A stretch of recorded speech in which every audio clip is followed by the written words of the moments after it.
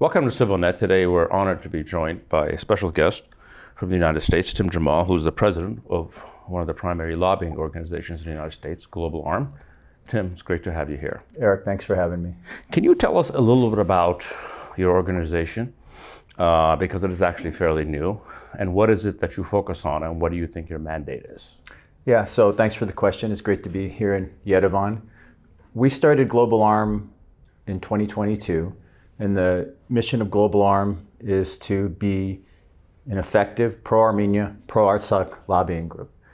And our mission really is threefold: to support stronger US-Armenia security relations, stronger economic relations, and the third category, to achieve justice for Armenians who've been harmed and against whom atrocities have been committed, primarily by Azerbaijan.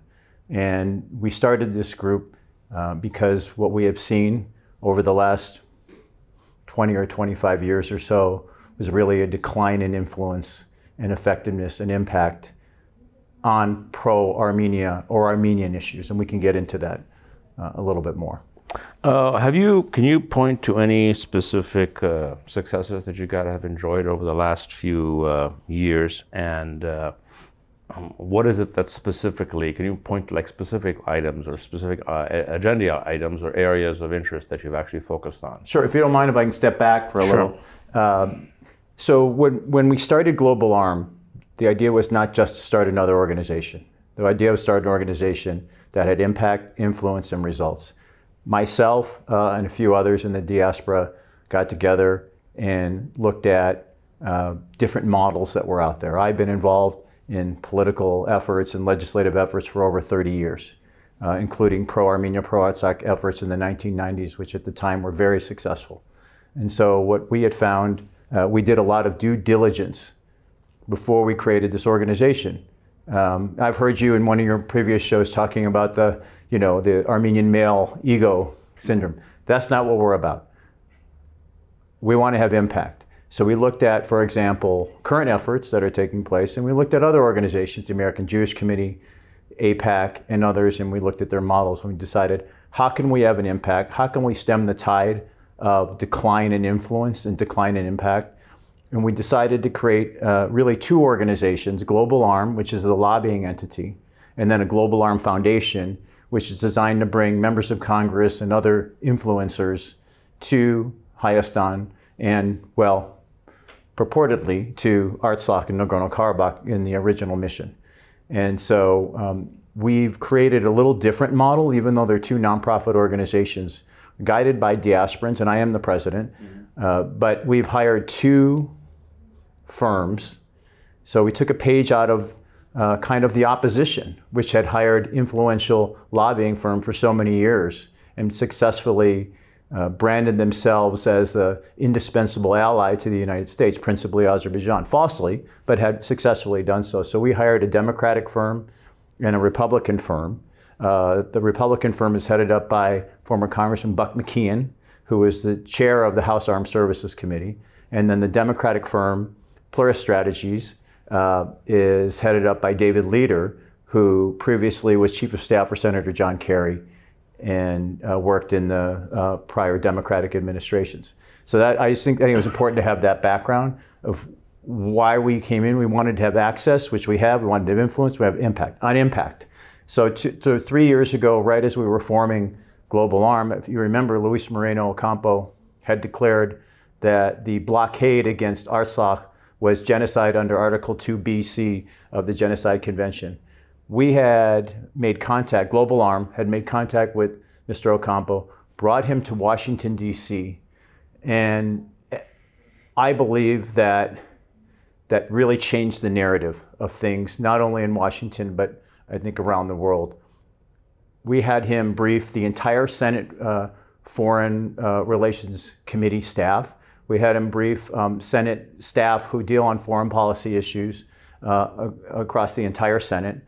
And then we also were able to get him as a witness before the Tom Lantos Human Rights Commission, where he declared that this is before the ethnic cleansing, the final ethnic cleansing, he had declared that there was a genocide. So I think this narrative that the Azeris have been fostering and pushing for the last 25 years, that the Armenians were the occupier, that the Armenians were the aggressor, that the Armenians were the ones that were the problem in the region. That narrative is flipped. And so that really paved the way for some of the other work we've started to do.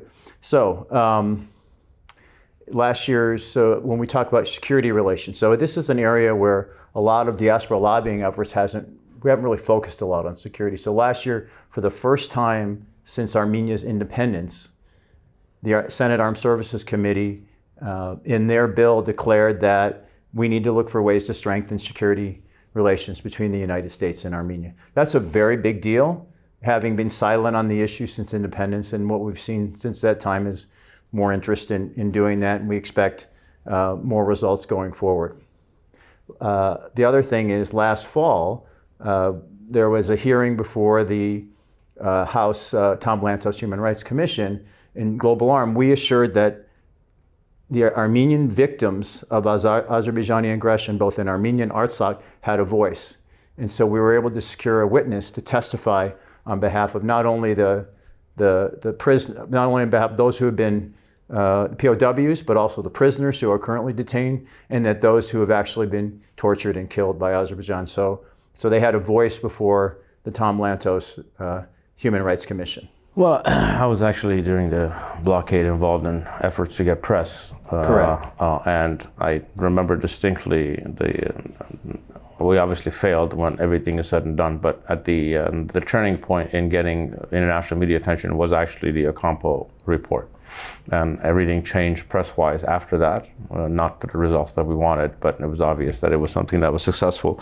One of the things that I want to bring up, and we need to speak, this is not intended to be critical of other people, but when I look at the capacities and the resources and the reach of the Armenian-American community, which is wealthier than it's ever been, bigger than it's ever been, has more influential people than it's ever been, is represented in every walk of American, elite life, whether it's Wall Street, whether it's the Silicon Valley, even in Hollywood. And you compare how little we have gotten for that compared to, for example, a country like France, in which very traditional Armenian organizations or political parties have access to the Élysée Palace and can walk in and walk out.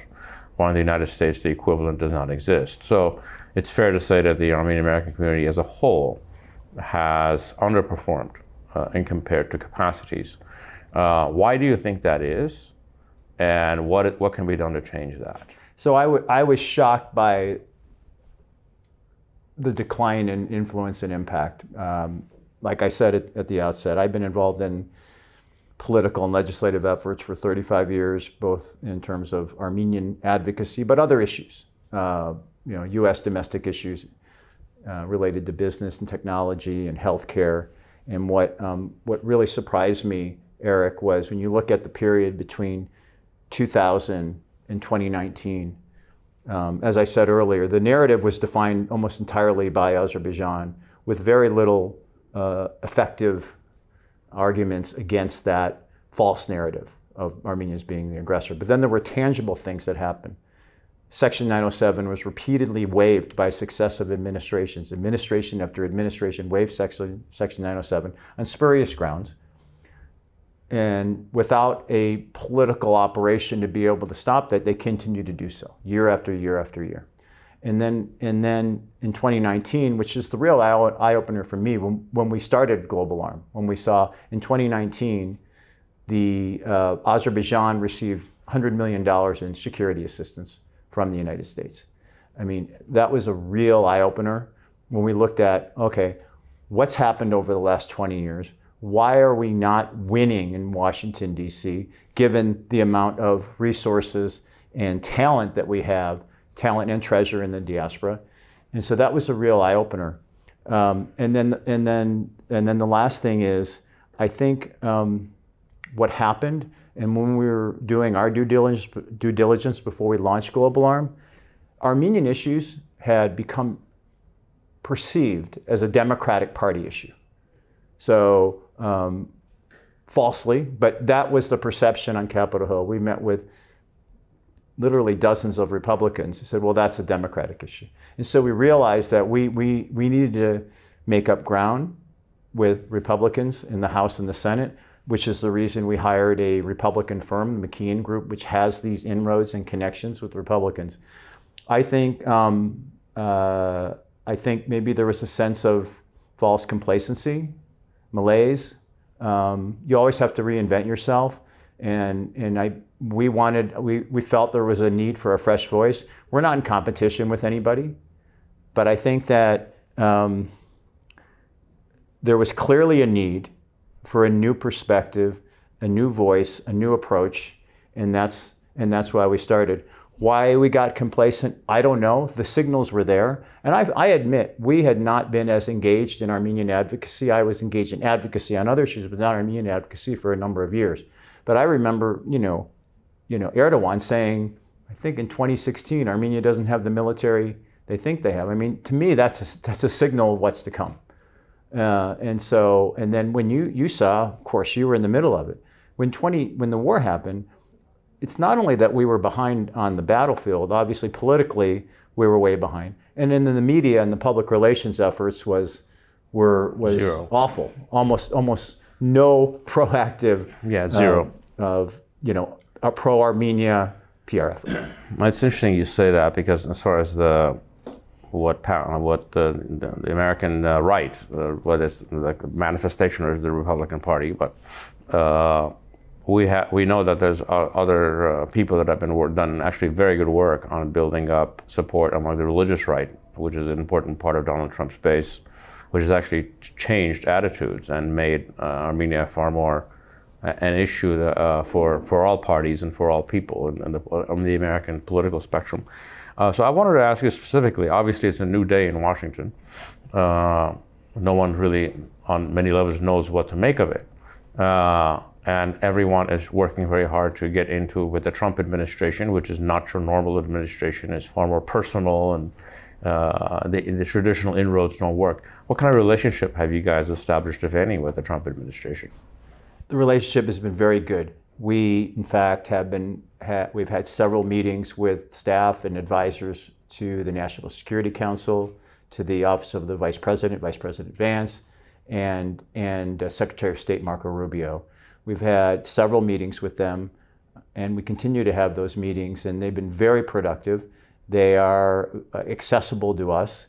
We have provided several confidential security briefings on what we believe is the situation here and the nature of what might be a peace agreement with a tin pot dictator who's never honored any agreement he's signed.